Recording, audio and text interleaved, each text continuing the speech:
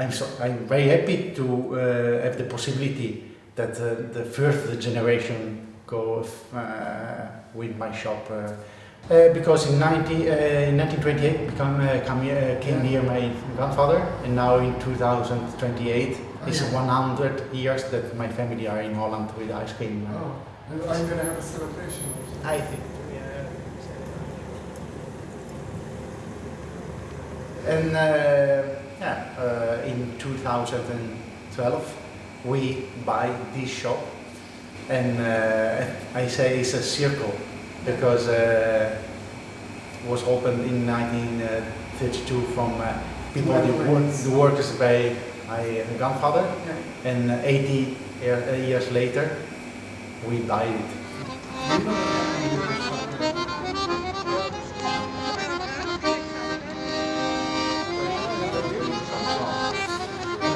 And in 1932 opened this shop, but in 1938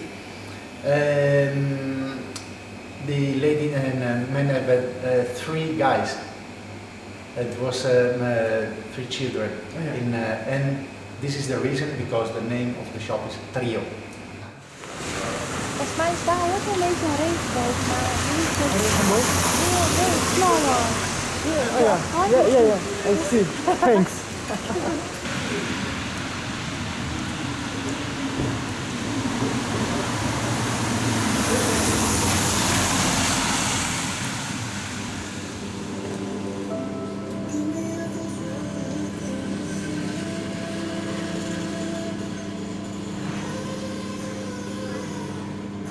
Nice cheese is the Morbier. Yeah. And the Morbier is cheese made of 2 kinds of milk. It's the milk of the evening and the milk of the morning. Yeah. And there is a S round inside, and they put it on the evening milk to put away the flies and insects. In the morning they put it off, and the morning milk will get up, and it was the Tom Au Savoie.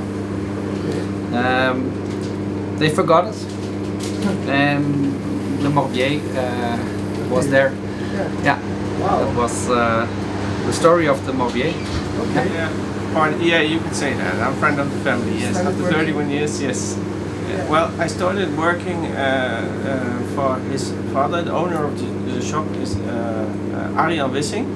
I started working for his father, Peter Wissing, and that is 30 years ago, almost 31 years ago.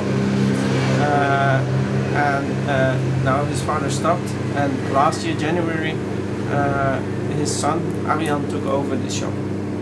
So in totally I work in the cheese world for 31 years. And I'm in the cheese business for more than 25 years. And I started together with my parents, but yeah, the most things I learned in the shop, of course, and from my father.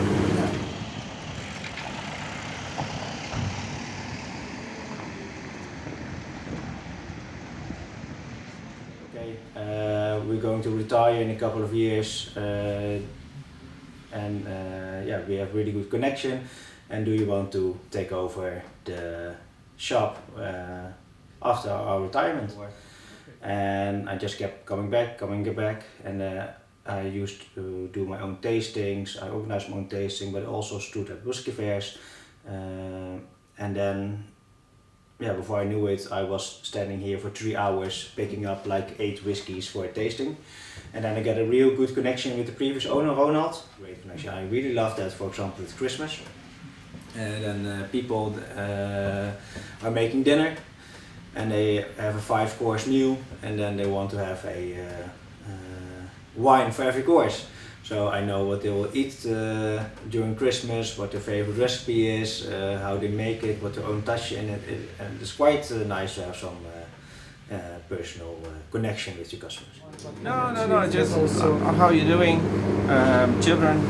I know most of the names of the children who come in, and they like it too. that's the most beautiful part of my job. The contact with the customers and do something.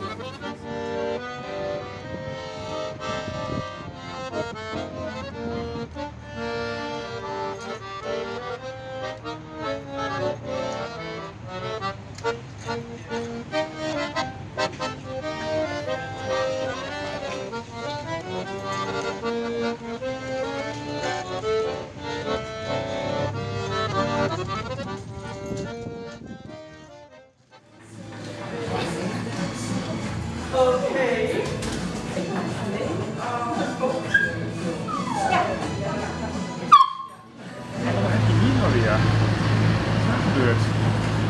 Zo. Hier, zal ik een foto maken? Nee.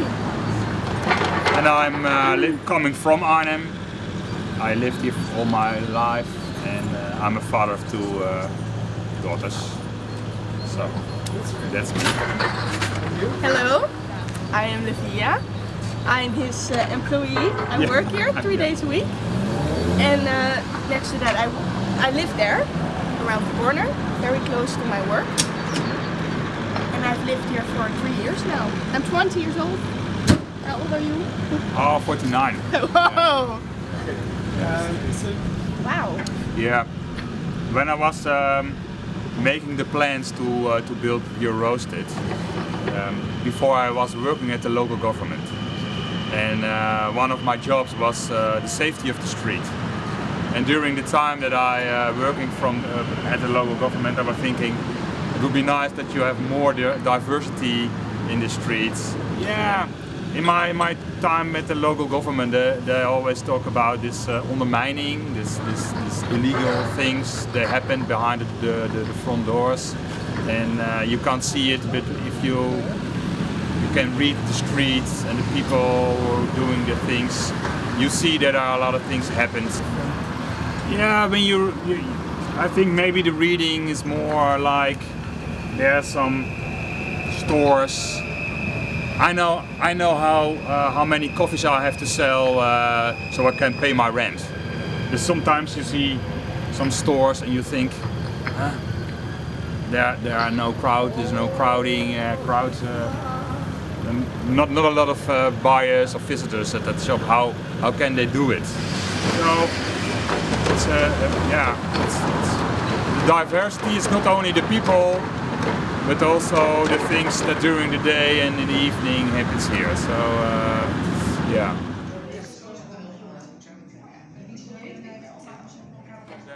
It's not only the coffee that's really good, but it's the sphere.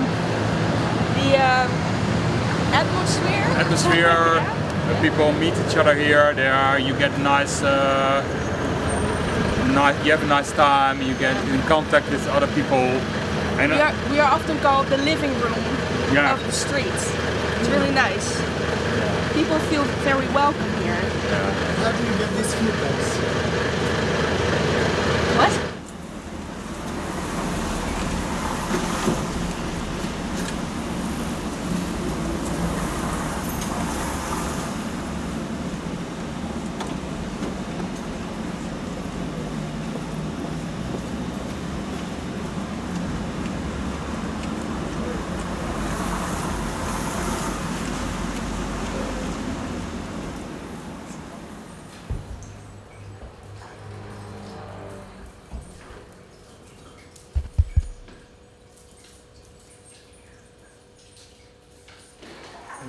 Yeah, I love this street. I shop on this street. This street to me has a good energy, or a particular energy. Can you describe this energy? Well, it has a history that goes along with it. I feel like it's a gem that people are overlooking. Do you know what I mean? Yeah. Especially from a spiritual perspective, because that's how I see everything. I feel like this is a child that has so much potential, but it's being neglected by its parents, the street itself. In the sense that there's so much more that it could be, but it's not receiving the attention that it needs in order to be its highest potential. Personally, this is my psychic reading of the street. Yeah, that's very interesting because in this metaphor that you're describing the Steenstraat as a child and parents, do you consider yourself as one of those parents who's responsible for this street? And if yes, what is this role? Well, actually, I'm like the crazy aunt, the eccentric auntie who is aware of the parents and their parenting style and their desire to have their baby be something. But I'm the eccentric aunt who says, you could do it this way, you could do it, this is the potential. And the parents are too afraid to step into that big expanse of possibility and creativity. The parents of the street, I don't consider myself a parent. Like I said, I'm more of an outside perspective. I see the potential, but the parents themselves, which include the city, whoever makes the final decisions, they're the ones that are the parents, and I only have so much say. We had a meeting and I suggested some things, but I think it was too out there for them to take the leap of faith to make this street what I envision it could be. Can you describe about this potential and your vision? What would be the highest potential of this street, or how would you imagine this street in this higher manifestation? Yes, well, thank you for asking. I hope I don't sound too crazy by saying I think that the energy of the cars, being a through street, I think that is damaging to the potential. I suggested that the street be closed only for deliveries, only for parking, or just not have it a through street where traffic is cutting through to go from this, and to have a park on the end of the street where people can sit, children can play, people can enjoy their ice cream, and make this pedestrian friendly, so that there's no parking here, but this shops can go all the way out. There can be cafes, sitting for eating and drinking, and also walking.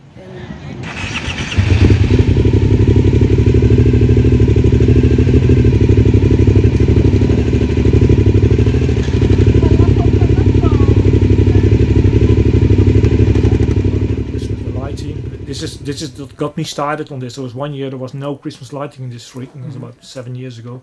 And I thought, oh, that can't be right, this is a main street. Yeah. So I just went around with the head and collected money, said, can we get this organized? And after that I got in touch with people who were impressed with that. They said, you organized that, what else can we organize? Can we organize an event? And this is how VOS, how our organization actually started, is by it only takes maybe one person or an idea or an action to actually do something that triggers people. That's how. About a year ago, the gemeente Arnhem, the local government, thought it was a good idea to add somebody temporarily to our team that has the right connection and knows how to basically how to get things done. And this person made some proposal. He said, what about if we create a branding plan? The Steenstraat is very often negatively in the news, like years ago there's been a shooting once, and still people say, if they talk about the Steenstraat, there's been a shooting there once. And because we are a unique street, all centers of towns consist of the same chain stores. We have a street with specialists and small stores, and quite different than the rest.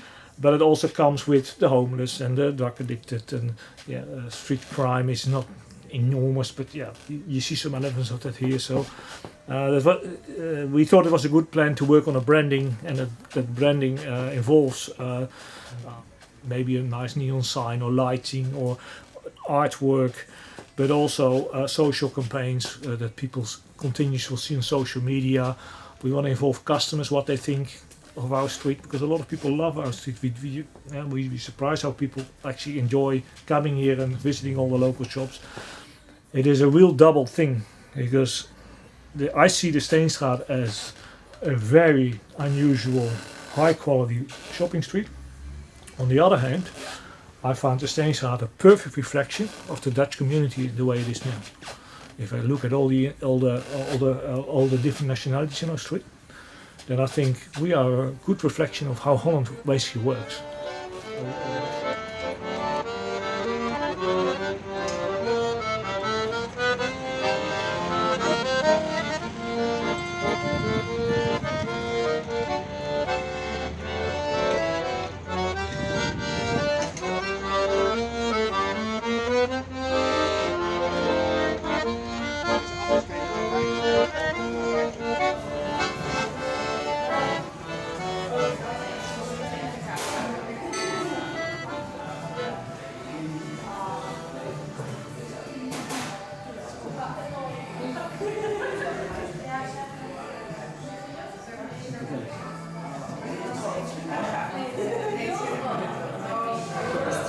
Yeah, we want to create a safe space for the community, but we also want to be open for a street like this, for people to get to know the community also, so the polarization doesn't get even bigger. And I think we are not the practical place, we are the fun place in the street. We are the place that you want to go to just to hang out, just to have fun, meet new people. And then I felt so relaxed being around queer people, and I thought, well, that's something that everybody should feel every day.